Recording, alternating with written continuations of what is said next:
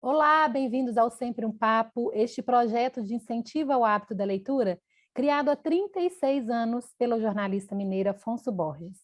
Esta edição do Sempre um Papo é patrocinada pela CEMIG, pelo Instituto Cultural Vale e pela USE Minas, por meio da Lei Federal de Incentivo à Cultura. Hoje acompanha-nos aqui a intérprete de Libras, Raíssa Medeiros, e nós estamos recebendo o Silvio Bernardes, itaunense, que é mestre em educação, pós-graduado em História e Cultura Afro-Brasileira e Indígena, é licenciado em História, dá aulas na Universidade de Itaúna, é membro fundador da Academia Itaunense de Letras, onde ocupa a cadeira número 6, que tem como patrona a escritora itaunense Nise Campos. Silvio também trabalha como repórter e redator no jornal Espaço, em Itaúna. Ele se declara um apaixonado pelas memórias das cidades, especialmente de sua terra natal, Itaúna, que completou no último 16 de setembro 121 anos de emancipação política e administrativa. O Silvio participou das antologias literárias Contos de um Lugar, Essências, Olhares Múltiplos e Hipérboles. Recentemente, fez parte do grupo de pesquisadores que resgatou a história do teatro em Itaúna, que culminou com a publicação do livro 140 anos da história do teatro em Itaúna, e é com esse Silvio, tem esse currículo maravilhoso, que a gente vai conversar agora. Bem-vindo, Silvio Bernardes, é uma alegria para a gente ter você aqui no Sempre um Papo. Boa tarde, Josane, para mim é também uma alegria. Boa tarde, Raíssa, e falar para o Sempre um Papo é um orgulho muito grande. Eu fico muito emocionado, porque na minha juventude eu tive a oportunidade de assistir em vários momentos entrevistas, bate-papos com escritores, com pessoas que fazem cultura no Brasil, fora do Brasil, e para mim, estou muito feliz, estou muito emocionado de estar aqui com vocês. Ai, que bom, você já conhece que o papo aqui é solto, a gente está aqui para te ouvir, saber da sua história com a literatura e, sobretudo, das memórias, né, Silvio, que você se dedica a resgatar, sobretudo da sua cidade. Então, Exatamente. eu quero pedir para você começar falando isso. Como que você começou a se interessar por resgatar essas histórias? Eu penso que desde criança. Eu estou com 59 anos e, desde criança, as histórias não oficiais da minha cidade me chamaram muita atenção. E quando eu fui fazer história, eu quis me dedicar muito à pesquisa e, devido à falta de tempo e à ausência mesmo de patrimônio material, a pesquisa ficou um pouco de lado, mas diletantemente falando, eu sou um pesquisador, gosto de me esmiuçar, né, na pesquisa da nossa cidade, das suas raízes, dos seus antepassados. Estou até aqui, do meu lado, tem um livro do grande escritor que é referência para mim, e eu acredito para muita gente em Minas Gerais, João Dornas Filho, né, que é itaunense, que morou quase que a vida toda em Belo Horizonte, e ali ele pontuou a sua vida ao lado de grandes nomes da literatura, como Carlos Drummond de Andrade, Mário Matos, que é também itaunense, e tantos outros. E a ele nós devemos grandes resgates da história mineira, da história brasileira e, sobretudo, da história itaunense. E foi a partir dele, foi lendo João Dornas Filho, foi tomando contato com essa literatura que eu quis fazer história e quis também pesquisar a história de Itaúna. E falando aí na pesquisa histórica de Itaúna, a cidade completou 121 anos agora, dia 16, né? Fala um pouco como que foi essa celebração, o que vocês prepararam, inclusive também contar, né, um pouquinho da história de Itaúna, de onde surgiu esse nome. Eu acho que é importante também a gente trazer um pouco da história de Minas, né? Das cidades mineiras que são fundamentais até para o Brasil conhecer um pouco mais aqui no Sempre um Papo. Então, Itaúna, na verdade, ela tem mais de 200 anos. Ela foi fundada no século XVIII por um homem chamado Gabriel da Silva Pereira, que era um português, juntamente com seus irmãos. E no Alto do Rosário, aqui em Itaúna, eles fundaram o que viria a ser o Arraial de Santana, do Rio São João acima. Santana porque era a santa da devoção de Gabriel da Silva Pereira. E ali ele ergueu um oratório, em 1779, e deu início ao povoamento deste arraial. O Rio São João acima foi a denominação, porque é um rio que foi descoberto na época das festas juninas em todo o país, então chamou-se São João. E a visão que se tinha do Alto do Rosário, onde foi instalado o arraial, é que o rio subia, então São João acima. E em 1901, Itaúna nasceu. Então, o Arraial de Santana do Rio São João acima foi elevado à categoria de vila e depois de município. E recebeu o nome de Itaúna, que na língua tupi-guarani significa pedra negra. Então, por causa da grande quantidade de minério, né, da pedra preta que existe nessa nossa região, que, aliás, é o nosso produto de riqueza, vamos dizer assim, porque os milionários de Itaúna trabalham com minério. Tem mineradoras na Serra do Itatiaia-Sul e outros lugares. E a própria Usiminas, né, que trabalha com esse material também. Então, antes de Itaúna nascer como nome, né, como cidade, quando começaram os movimentos para a emancipação da vila, do Arraial, para tornar-se vila, alguns políticos deram opiniões para que o nome fosse este ou aquele. Tá? E surgiu, por exemplo, um que chamava Burgana, que era Burgo de Ana, né, por causa de Santana. E um outro político quis que Itaúna, que o Arraial chamasse Brasilina. Aí o pessoal perguntou, mas por que Brasilina? Ele falou, homenagem ao Brasil. Mas aí descobriram que, na verdade, era uma namorada que ele tinha, chamava Brasilina. Ele queria homenageá-la com o nome do Arraial. Mas, na verdade, venceu a maioria com Itaúna Pedra Negra. E a cidade, então, foi emancipada, né, pela Lei 306, de 16 de setembro de 1901.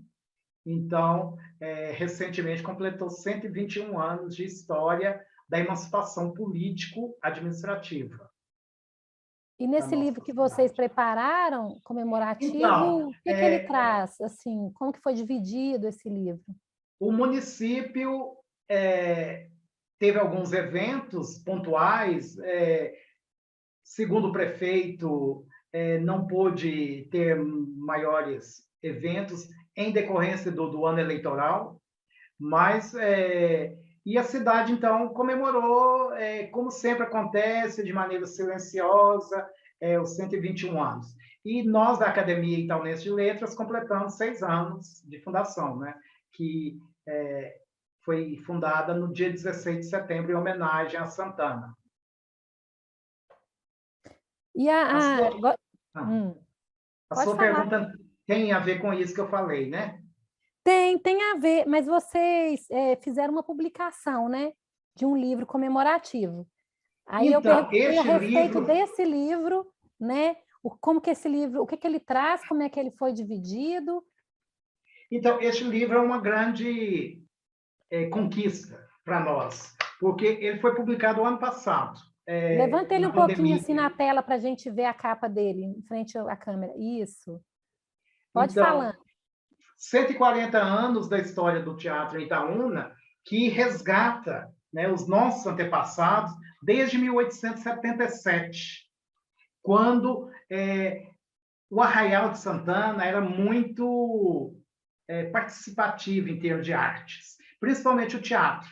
Aqui nós tivemos grandes casas de espetáculo, inclusive a mais famosa, que chamava Teatro Mário Matos, em pleno centro da cidade, e que reunia quase que todo dia centenas de pessoas que acorriam a assistir os espetáculos amadores, de grupos amadores, entre os quais o próprio Mário Matos, que Mário Matos, para quem não está situando o nome à pessoa, foi um grande político, um grande escritor itaunense, que viveu em Belo Horizonte, foi assessor do prefeito Juscelino Kubitschek, depois governador de Minas, foi secretário do Benedito Valadares, também governador, e foi um homem muito influente, né? Foi deputado federal, deputado estadual, por vários mandatos.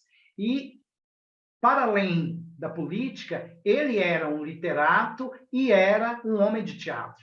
Ele é um dos fundadores das primeiras companhias de teatro em Itaúna.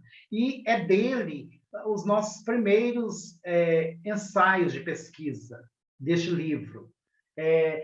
E o outro, que a gente não pode nunca deixar de falar, chamou-se Péricles Gomide, e eu tinha apelido de Lick. Ele era uma espécie de Charlie Chaplin de Itaúna, porque ele era ator, diretor, músico, tocava vários instrumentos, dramaturgo, ele escrevia as peças de teatro, e foi assim a grande revelação para os palcos da época, muito antes de Itaúna tornar-se cidade. E também não podemos deixar de dizer e lembrar do mestre-escola José João Rodrigues, que é parente deste Péricles Gomide também, que deu início a toda essa história que a gente está pontuando.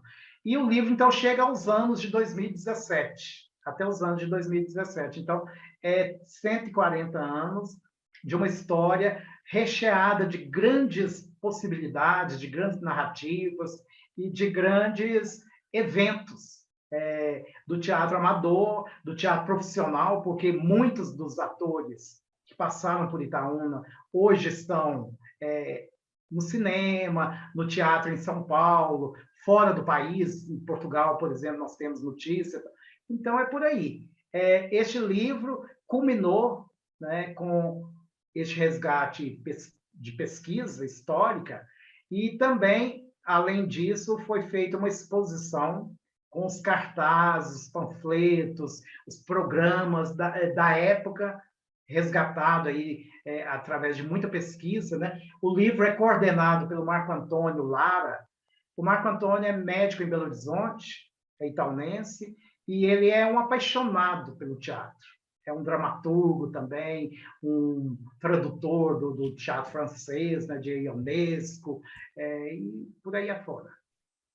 Você entrou no teatro aí, eu quero saber da sua trajetória no teatro, né? Você também é ator, você dirigiu espetáculos, como professor montou também alguns espetáculos, estudou teatro aqui em Belo Horizonte, é diretor do SATED, né? Então, já que a gente já entrou aí no assunto das artes cênicas, conta um pouquinho, né, da sua trajetória no teatro. Então, a minha trajetória começou como quase que todo mundo. Criança, vendo aqueles espetáculos circenses, os espetáculos das quermesses das religiões, da Igreja Católica, por exemplo, onde eram levados espetáculos muito rudimentares, sem muita técnica. E ali eu via aquilo tudo e chegava em casa com meus irmãos, com meus vizinhos, tentava reproduzir, porque eu sempre fui muito empolgado com tudo isso. E ali eu comecei a ensaiar os meus primeiros movimentos para o teatro. Em 1978, eu comecei para valer num grupo de teatro, chamava Cena Viva, e nós tivemos a oportunidade de ensaiar e encenar 2 grandes espetáculos que percorreram várias cidades, chamado 2 espetáculos, Quando as Máquinas Param, de Plínio Marcos, e Pluft o Fantasminha, de Maria Clara Machado. Grande mineira, Maria Clara Machado, filha do Aníbal Machado, grande literato também, homem das artes. E, a partir de então, nós tivemos a oportunidade de inaugurar o primeiro teatro da era moderna, vamos dizer assim, que é o Teatro Mané Campos, que está hoje revitalizado e é um grande teatro em Itaúna. Pequeno em termos de estrutura, mas um grande teatro que tem uma história muito bacana. Foi inaugurada em 20 de setembro de 1981, né, com o espetáculo Pluft o Fantasminha, durante a tarde, e Quando as Máquinas Param, durante a noite. E, a partir de então, eu saí do Cena Viva e criei o Grupo Teatral Corpo e Alma, que também foi responsável por formação de atores, né, como eu te falei, alguns estão por aí, né, em São Paulo, no Rio, fora do país, né, em Lisboa, por exemplo, temos atores de lá.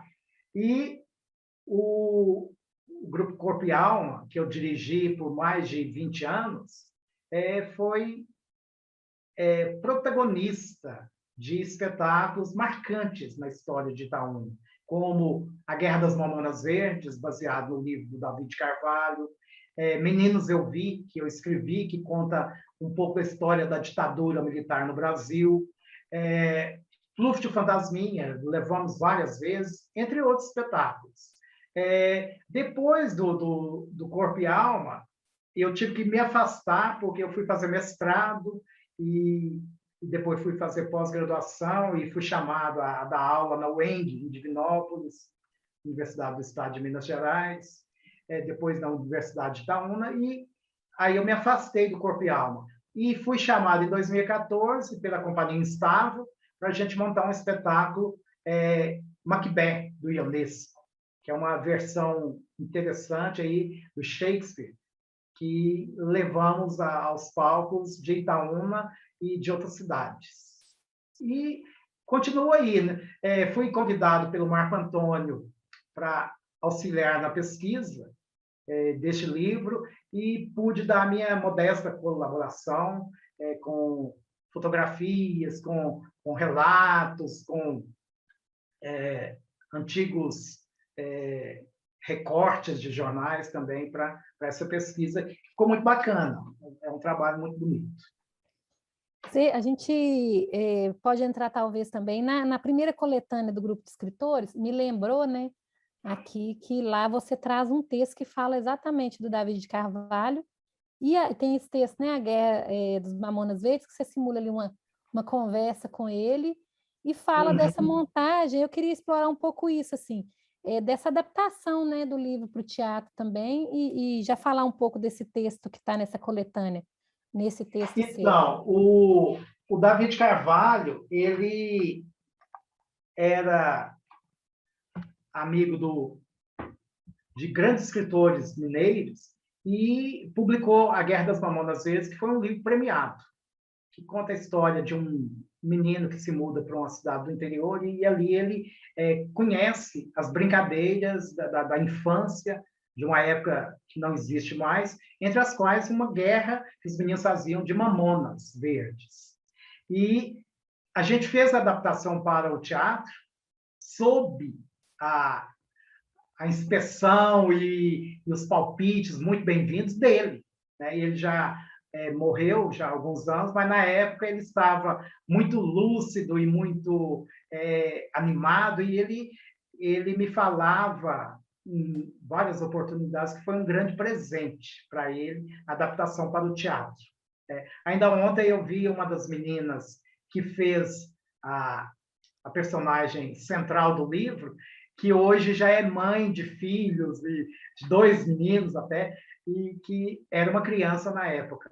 Então, assim, o David Carvalho é muito importante para a história de Itaúna também, porque além de escritor e além de contador de causas, ele era um pesquisador da história e do folclore de Minas Gerais. E tem um trabalho dele muito bacana sobre Guimarães Rosa. Ele conviveu com pessoas que eram amigos do Guimarães Rosa, porque Guimarães Rosa morou em Itaúna, teve uma passagem muito bacana pelo Hospital de Itaúna como médico, e o David Carvalho percorreu esses caminhos aí do Guimarães Rosa até Conquista, né, que hoje chama-se Itaguara, onde o Guimarães clinicou. E é uma história bacana falar do Davi, porque ele era uma personalidade viva da história itaunense.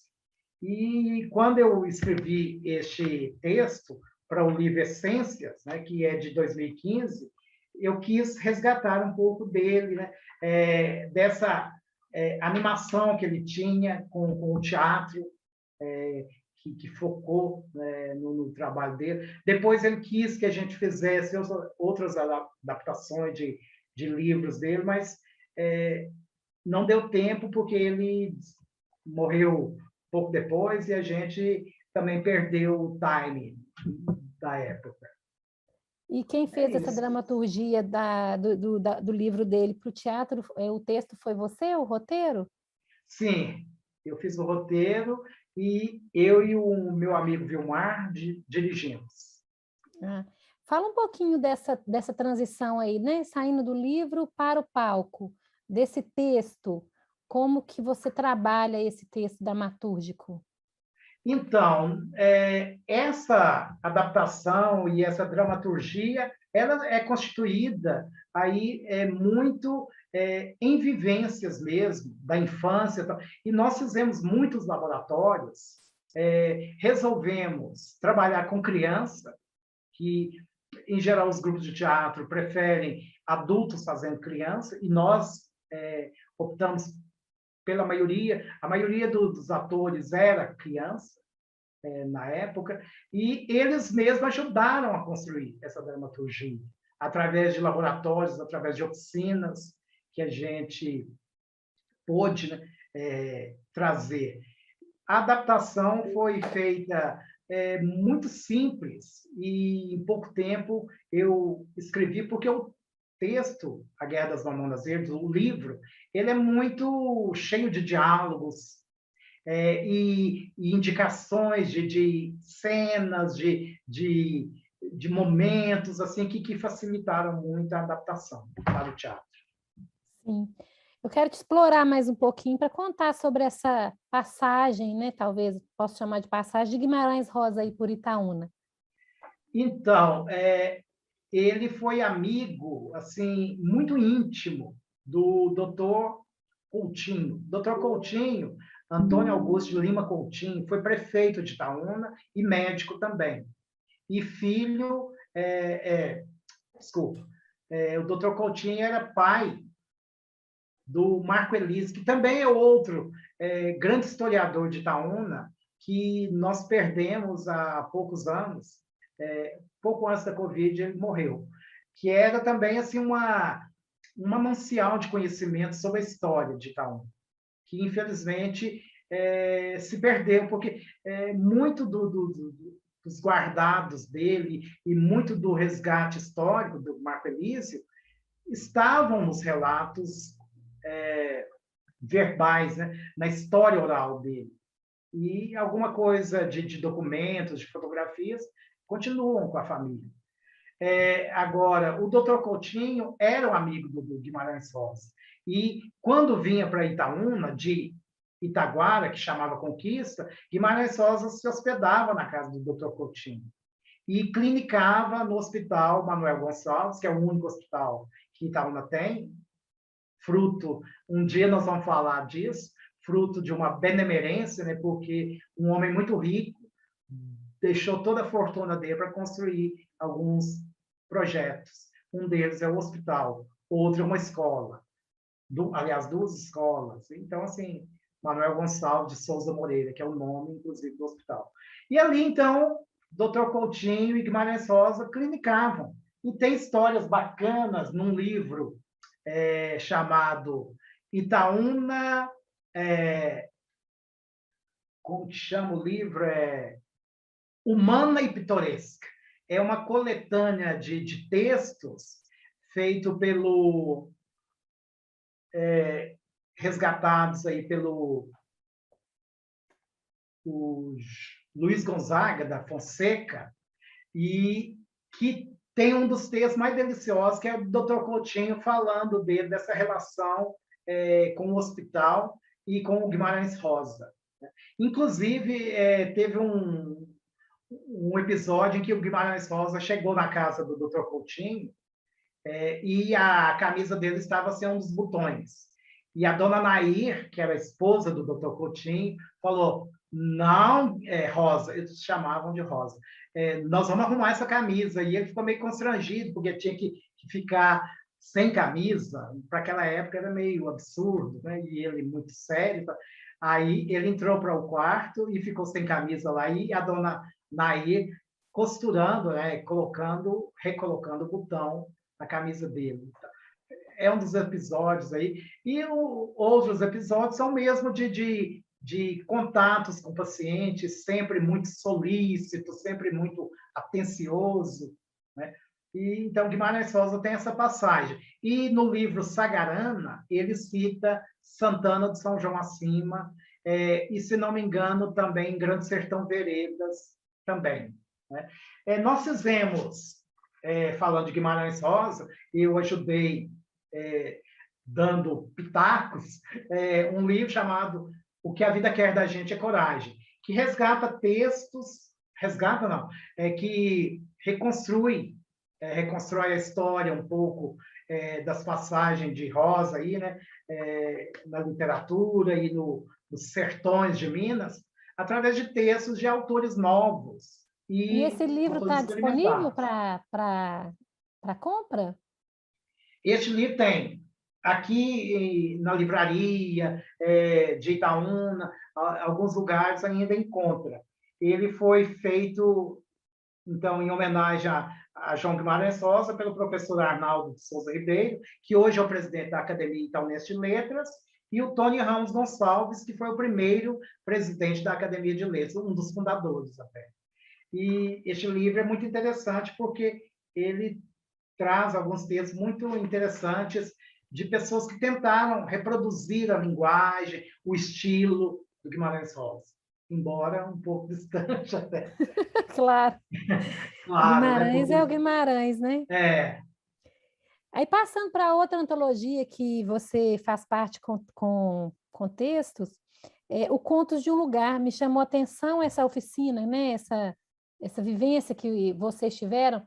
Eu não sei se você fez a oficina ou se você foi o comandante ali da oficina, né? O professor na Não, eu fui oficina. aluno da oficina, é uma oficina literária que durou 1 ano e meio. Foi E eu achei inusitada a escolha do lugar para essa oficina, né? Então, conta isso. para a gente um pouco dessa casa de idosos, né? Que vocês Então, essa visitaram. casa de idosos chama Fundação Frederico Ozanam, que é um asilo que foi fundado nos anos 70 por um político, um vereador que batalhou a vida toda e pediu ajuda, tal, e construiu essa casa. E ali foi instalado o Ponto de Cultura, que é um projeto patrocinado pela Lei de Incentivo à Cultura do Estado, e que existe até hoje, que foi um dos responsáveis pela a publicação do livro 140 anos do teatro. Então, essa oficina foi patrocinada por este projeto, e nós fizemos a oficina, e o fechamento dela seria o encontro com os velhinhos, né, com os idosos que moravam naquele asilo. E cada um, então, escolheu o seu idoso para conversar, para retirar dele histórias. Muitas vezes, né, a cabeça não funciona, aí é muita ficção, é muita invenção, mas muito também é real, né? Trazida por esses idosos, trazidas por essa instituição. E foi muito interessante, porque o livro é recheado, embora seja um livro fino, de poucas páginas, as pessoas trouxeram muitos relatos, né? Inclusive minha filha participou, minha filha é jornalista hoje em São Paulo, ela participou do livro e resgatou também a história de uma senhorinha muito fofa, né? Usando a linguagem dos jovens, muito fofa, a dona Luísa, Maria Luísa, e minha filha encantou-se com ela logo no primeiro dia que a viu.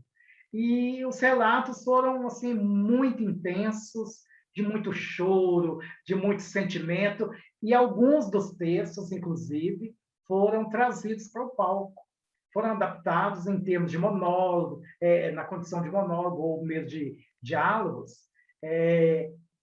e fechou com espetáculos de teatro, que a gente chama de esquetes, que são textos curtos. E foi muito bacana. E eu compareci aqui com um dedo de prosa, que eu relato a participação desses oficineiros, né, no contato com os idosos, que eu já conhecia por causa de um trabalho que a gente faz. É um trabalho da minha casa espírita.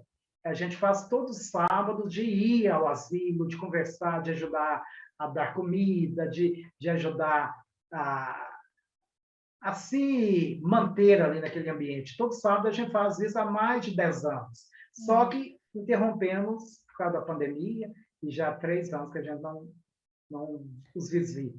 Então, eu conhecia bem, aí eu pude ajudar bastante neste encontro.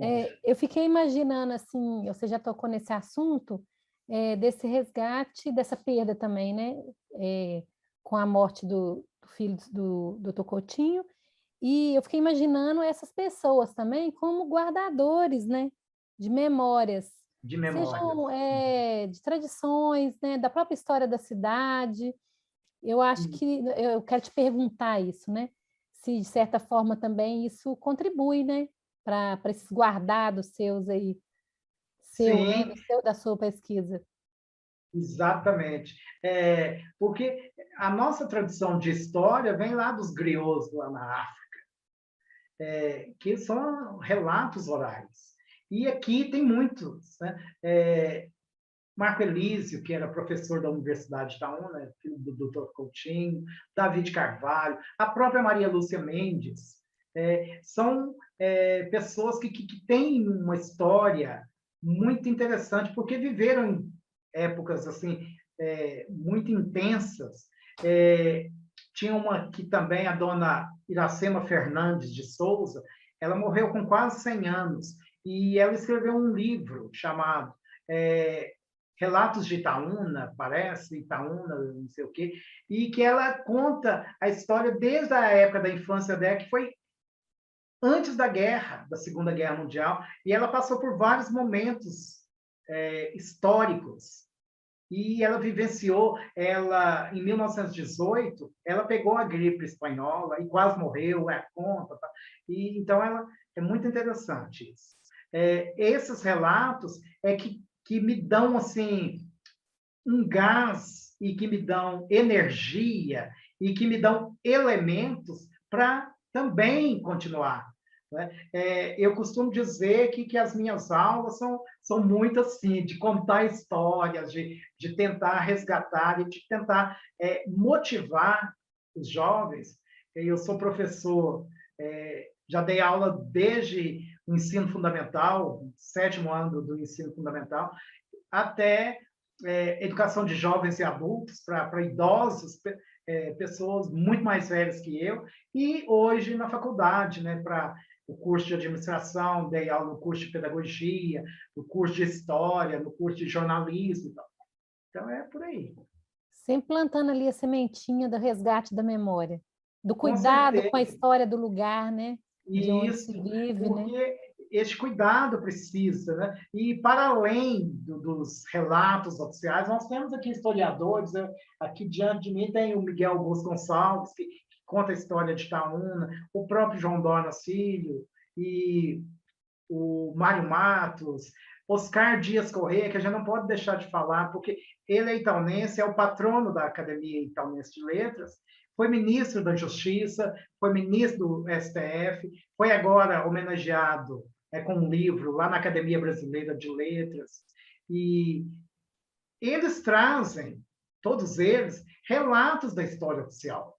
E eu gosto da história não oficial, as histórias que a maioria das pessoas não contam, porque são engraçadas, mexe com a suscetibilidade das pessoas e tal. Né? E já aí são quantos anos que você está nessa busca de preservação da memória? Porque eu li aqui que você tem coluna em jornais há muitos anos, e justamente para resgate, né? O Aqui Isso. Tem, Mas Acabou é o nome de uma. Que história é essa? As colunas não existem mais, né? Mas eu imagino que tem muito texto guardado de história boa, né? Exato. A história da minha do meu início lá no Jornal Brechó, com Aqui Tem, Mas Acabou, começou no início dos anos 80 e durou mais de 20 anos. Depois eu transpus para as páginas do Jornal Espaço, para o blog Horizonte Paralelo, e agora eu voltei, né? Como repórter e redator do Jornal Espaço, eu criei essa coluna que existe, né? Chama Que História é Essa? E a semana passada eu publiquei. E traz o que? Casos, sempre buscando o resgate de memória, é isso o tema? A Da temática memória da é. minha infância, dos relatos que os meus amigos mais velhos contam, do que é. Porque Itaúna é uma cidade assim bem típica do interior. E há pouco tempo, somente no final dos anos 80, é que mudou e tomou um aspecto mais de cidade, não grande, mas de uma cidade menos provinciana. Mas era muito provinciana, com ruas de chão, com brincadeiras nas ruas, com ruas mal iluminadas, com vendas, né, do comércio, aquelas vendinhas, os armazéns. Então, tudo isso faz parte da minha infância. Né? A zona boêmia, que ficava próxima da minha casa, onde tinham os tipos populares e os boêmios que frequentavam, tudo isso é o universo do meu público, dos meus personagens, É que melhor bom que dizendo. tem você para guardar, né? Isso. Essas memórias. Aí, Itaúna tem o aqui, quê? 100 mil habitantes agora, mais ou menos? 100 mil, se não, o censo agora vai confirmar isso aí, que a gente está pensando, porque o último foi 90 e poucos, e a gente está pensando por aí, 100 a 110 mil no máximo. E Aqui Tem Mas Acabou é o título, inclusive, um enredo de carnaval que era Tem Mas Acabou. Porque era muito comum a gente chegar no comércio e falar assim, você tem sardinha em lata? Aí o comerciante fala, tem, mas acabou. Ou seja, e eu resgatei Aqui Tem Mas Acabou, e foi depois que eu li um livro do Vila que chama O Mundo Acabou, que ele faz esse resgate das coisas que existiam na época da infância dele. Você fala do Alberto Vilas, né? Alberto Vilas, exatamente. O Mundo Acabou. Aí eu falei, eu vou publicar a coluna Aqui Tem Mais Acabou. Porque antes, Boa nos anos lembrança, 80, porque ele também trabalha muito com resgate de memória, né? exato. E antes eu tinha as colunas no Jornal Brechó com outros títulos, né? Memória Mineira, Conversa Mineira, Um Dedo de Prosa, tal. E a partir agora da leitura do livro do Alberto Vilas, aí eu resolvi renomear a coluna Ficou com muito Aqui Tem boa. Mais Acabou. É bom, chama atenção. Estou vendo você aí rodeado de livros, né? E achei bem interessante, divertida a sua crônica Arrumação, que está na É, antologia Olhares Múltiplos, né? Eu te pedi para falar um pouco disso, né? O que que o livro representa na sua vida, né? Você está sempre com o livro na mão. Ah lá, mostra para a câmera Olhares aí para a gente Múltiplos. pegar e mostrar essa capa.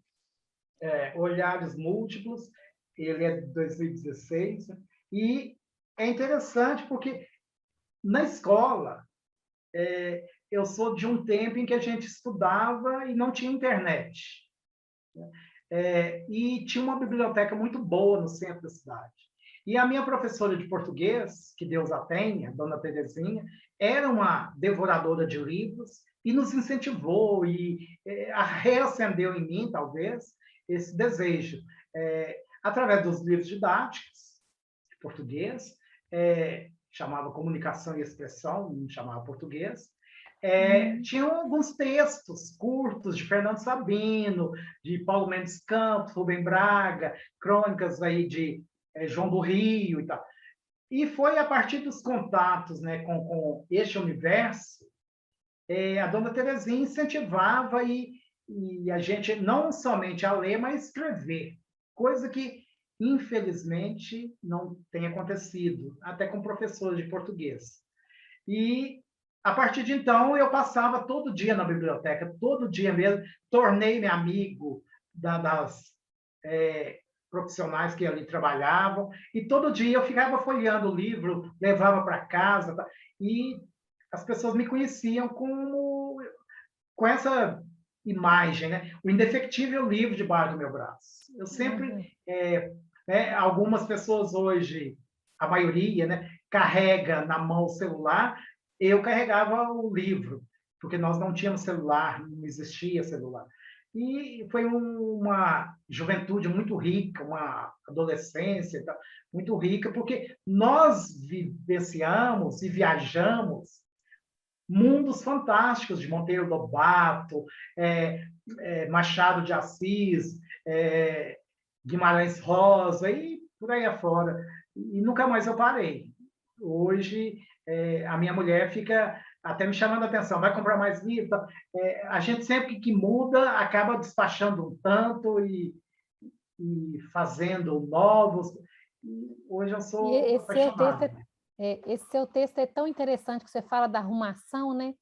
E tem eles como companhia mesmo, tem uns que já leu, tem uns que não leu, outros que quer reler, uns que não Isso, dá para e o que é ninguém, não interessante me nessa empresta. arrumação é que a gente resgata, descobre ou redescobre materiais que a gente deixou no livro, né? Um bilhete, uma nota, alguma mensagem, tá? Que é Que acaba interessante. resgatando o período que você estava vivendo também, né? Você estava lendo Exatamente. aquele livro. Isso. E quando a gente compra um livro no sebo, por exemplo, a gente acaba fazendo parte da história do outro também, né? Porque ali tem as dedicatórias. Tem até um relato interessante, se você me permite, de Claro. contar. Tem um grande escritor itaunense, que ele é itaunense adotivo, porque ele nasceu em Juiz de Fora e viveu aqui em Itaúna até o final da vida dele, com quase 100 anos. Ele chamava João Rangel Coelho. O Rangel Coelho, que era o nome artístico dele, foi um grande escritor e um grande jornalista. E era também promotor de justiça e delegado em Juiz de Fora. Quando veio para Itaúna, ele tornou-se amigo dos boêmios, porque ele gostava muito da boemia e muito inteligente, muito lúcido. Ele conta a história de um livro que ele doou, né, dedicou a um amigo, e que um dia, passeando no sebo, ele encontra um livro que ele dedicou para o amigo. Aí, o que ele faz? Ele pega o livro, compra e coloca sobre a primeira dedicatória outra dedicatória e coloca assim, com a insistência do Rangel, e faz um poema maravilhoso. Ah, que E ótimo. entrega e manda entregar para o amigo. É delicioso isso, são relatos assim muito interessantes. O professor Rangel Coelho era um grande incentivador meu também nessas pesquisas. E nesse texto também você fala exatamente disso, né? Dos autógrafos. Citou vários autógrafos bem importantes que você tem aí também, né? Uhum. Esse encontro com os autores. Quer falar um pouquinho a respeito disso? Então, muito prazeroso, né? Um dos autógrafos eu colhi no Sempre um Papo, que foi o Fernando Moraes, autor de Olga, autor de A Ilha, e autor agora do livro do Lula, né? O primeiro volume foi publicado, agora vai ter o segundo. Tá? E eu encontrei com o Fernando Moraes, tive a oportunidade de encontrá-lo no Sempre um Papo, e ali ele me autografou. Tá? E tem de outros também, Luiz Fernando Veríssimo, que também teve no Sempre um Papo, num encontro maravilhoso, junto com os irmãos Chico e Paulo Caruso, e eles tocaram, foi bacana pra caramba. Eu não me lembro o ano, mas foi num dos encontros do Sempre um Papo. Eu E vi que teve a Adélia também, tem aí a nessa... Adélia Prado, que nós entrevistamos para o jornal. Depois eu quero falar do jornal Trolha Popular, que foi um jornal de humor que nós criamos. É isso que eu ia pedir agora. Vamos falar dele? Vamos. É, foi um jornal simples. Inspirado no... Aqui está, né, o primeiro, o número 0 do jornal, que foi setembro de 91. Vocês inspiraram na revista Cacete e Planeta, Caceta e entrevistou todo Planeta. mundo. Isso, e uma das nossas entrevistas foi com um grupo, né, do Cacete e Planeta, o saudoso Bussunda, o Hubert, o Reinaldo Azevedo, o Cláudio Manuel, o Hélio de La Penha, essa turma toda que nos recebeu, assim, nós, um jornal do interior, sem nenhuma fama, tá? Eles nos receberam lá no Teatro Minas Centro, no palco, lá nos camarins do Minas Centro, com assim, a maior simpatia, a maior boa vontade, e nós rimos muito. Tá? Então, foi E muito além do prazeroso. conteúdo de entrevistas, o que trazia esse jornal? Ele trazia notícias fictícias, montagens de fotografias, por uma época muito difícil, porque não tínhamos as tecnologias que nós temos hoje de internet, e fazia tudo na base artesanal, colagem, sobrepostas, fotos e tal. Então, assim, e os textos eram bem assim, divertidos. A trolha saiu. Oba, agora vamos ver quem vai entrar.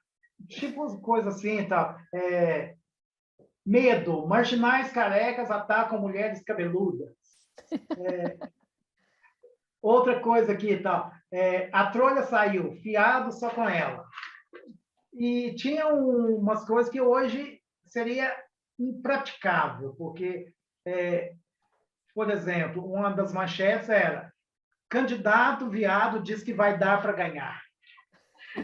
Era muito humor e muito deboche, muito coisa que talvez, né, os dias de hoje não comportassem. É porque muda muito a linguagem, está mudando, né? A forma do que pode falar, né? E isso, a própria revista Cacete e Planeta já não existe mais. Né? O Pasquim, que era a nossa inspiração também, não Sim. existe mais há muito tempo. Então, nesse sentido, a gente... E nós éramos jovens. Então, assim, coisa que improvável, né? Tem uma foto minha com a barriga grande e imitando uma foto da Demi Moore, grávida. Aí, a incrível gravidez da mulher barbada. Então, eu não me permito mais esse tipo de coisa. Eu sou um pai de família respeitado e tal. Não é? Ai, bons tempos, né? Nós Vai tínhamos 20 anos, né? 20 e poucos anos, então tínhamos a toda a vontade de fazer. responsabilidade. A vontade de fazer, né? A coragem, E, tudo junto. Agora tem um texto seu também, que é o Hipérbole, que você conta por que você escreve, que eu achei bem divertido também. Então, eu te faço essa pergunta: por que você escreve, Silvio Bernardes? então, aí eu pus lá, né? Escrevo porque gosto de aparecer. A princípio, pensei em fazer outras coisas, tipo usar um colar de melancia, ou fazer malabares nos sinais de trânsito, mas não me dei conta, não me dei com nenhuma das situações, pelo incômodo do peso e a falta de rapidez com as mãos e as pernas. Então, assim, o escritor é meio assim, né? O Fernando Sabino, uma vez, perguntava para ele por que você escreve? Ele falou, porque eu não tenho olhos verdes. Ou seja, eu terminei de ler um livro delicioso do Rubem Braga, sobre o Rubem Braga, que chama no, na varanda com Rubem Braga, um negócio assim. E ele conta também que ele escrevia por causa mesmo da introspecção dele, então era ali nas páginas que ele queria se soltar e ser aquele que não era no dia a dia, que era meio casmurro, era inclusive chamado de urso, né? Meio fechado, e tal, muito fechado, aliás, e a gente escreve mesmo. Eu sempre gostei de ler, tal, e sempre gostei de escrever, e me preocupar muito com a linguagem mais formal, muitas vezes. Tá? E agora o nosso tempo está quase acabando aqui, mas eu quero te perguntar mais a respeito da Academia Itaunense de Letras. Quero que você fale um pouco, né, dessa instituição que é tão importante, né, para a cidade, né, e que acolhe os escritores, né? Uhum. Quais as ações, atividades que vocês vêm fazendo? Como que é esse desenvolvimento aí da literatura e com os acadêmicos? Então, a Academia Itaunense de Letras era um projeto que foi adiado por várias vezes, várias décadas. Em 2015, né, um grupo de pessoas ligadas ao grupo de escritores itaunenses, né, entre os quais eu, Luiz Mascarenhas, que é professor de História também, e escritor, Jonas Vieira, psicólogo, professor, Tony Ramos Gonçalves, que é este que eu falei, que foi o fundador, que era o presidente do grupo de escritores, que hoje, depois de adulto e já mais velho, ele resolveu fazer história, de tanto que a gente fala na história, ele está fazendo história também. O Geraldo Fonteboa, que é professor de história também e que é poeta. E a Maria Lúcia Mendes, que foi a nossa presidente de honra, porque ela é uma das maiores representantes dessa nova geração de escritores, dessa geração que veio a partir dos anos 70 e tal. E este grupo, então, resolveu fundar a Academia de Letras em 2015, em pleno aniversário de Itaúna, e a academia está aí fazendo um trabalho bacana. Hoje é o professor Arnaldo, ele não é professor de História, é professor de Direito na faculdade, e um grupo bastante intenso também, de escritores, jornalistas, pesquisadores, que estão lá, presentes na academia. Eu me afastei por causa da pandemia, né? Agora é que eu estou retomando. Tá? E a academia, então, nasceu sob a égide, né, do nosso maior literato, que é o Dr. Oscar Dias Correia, né, que foi membro da Academia Brasileira de Letras, foi presidente, foi membro do STF, foi ministro da Justiça do governo Sarney e foi deputado federal, deputado estadual, e era um escritor apaixonado pela literatura. Quando ele morreu, em 2009,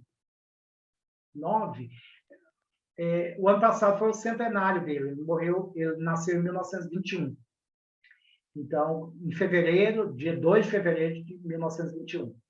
E houve comemorações no Brasil inteiro. E, infelizmente, Itaúna, por causa da pandemia, por preguiça política, acabou que não teve nenhuma manifestação ruidosa.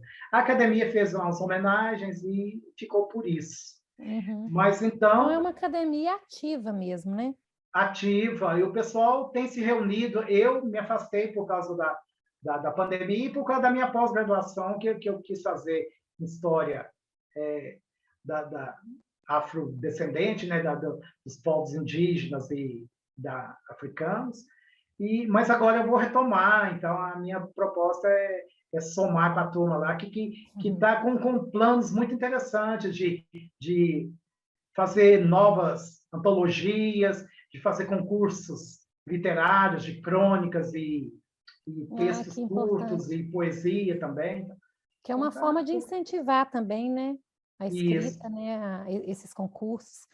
E por último, também, eu quero te pedir para falar a respeito do mercado editorial, das editoras de Itaúna, das livrarias de rua, se vocês têm, como que é, quantas, né? Onde que elas ficam? Então, nós temos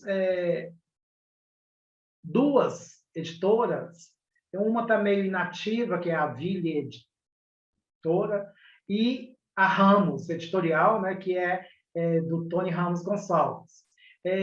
Um dos membros da Academia Itaunense de Letras, Leonardo Costa Neto, ele tem uma editora mas funciona em Belo Horizonte, que tem publicado muito.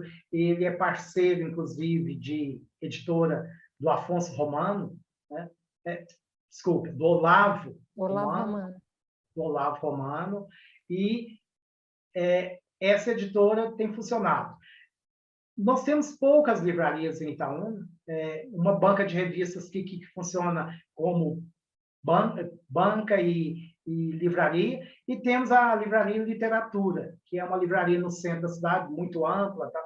Mas o mercado editorial ele deu uma esfriada, principalmente... Ter uma livraria de rua já é maravilhoso, né?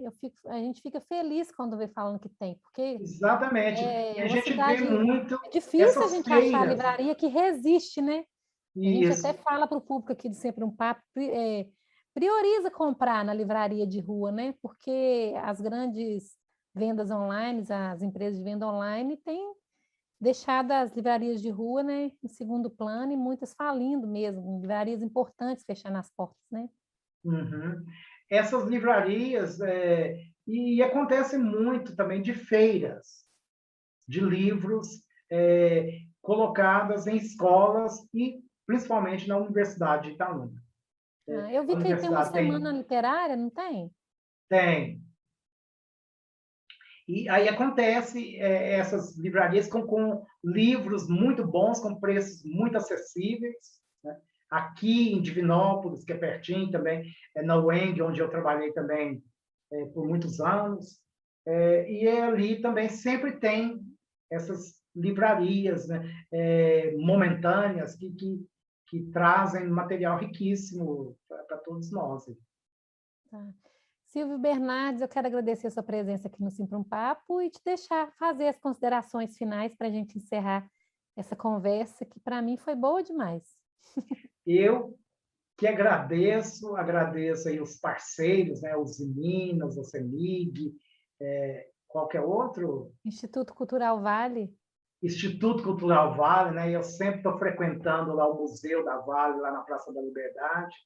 E eu sempre um papo, né? Como eu falei no início do programa, para mim assim é um resgate de um tempo muito bacana da minha juventude, que eu ia para Belo Horizonte e ficava apaixonado vendo os meus escritores favoritos falarem, conversarem com o público sob, né, a direção do nosso querido Afonso Borges, para quem eu mando um grande abraço. Talvez ele não me conheça, mas eu o conheço muito bem e sei do potencial e sei de quanto ele é importante, né, para esse trabalho e tal.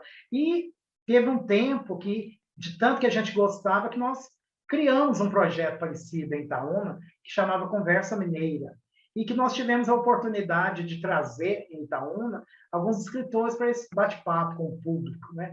Trouxemos aqui o Vander Piroli, trouxemos o Roberto Drummond, trouxemos aí Maurício Zumba, que não era diretamente ligado à literatura, mas à música. A cultura popular, né? Trouxemos Adélia Prado, e foi assim um projeto que durou pouco tempo por falta de patrocínio, mas que eu penso que seria muito interessante a Secretaria de Cultura. Há pouco menos de um ano nós temos uma Secretaria de Cultura, antes era um departamento do qual eu até fiz parte. Nós temos uma secretaria, é um projeto que a secretaria devia empenhar-se em trazer, talvez até uma parceria com Sempre um Papo, sei lá, né? Então, assim, estou muito feliz, estou muito lisonjeado de participar desse encontro. Muito obrigada, e a gente também. Muito feliz de te receber, conhecer um pouco mais da história de Itaúna, a sua história, né, na literatura, no jornalismo, com os textos. E você que está assistindo a este programa, eu te convido a se inscrever no canal do YouTube do Sempre um Papo. Aqui tem mais de 500 conversas com escritores do Brasil e do mundo. E essa conversa com o Silvio Bernardes vai ficar gravada aqui.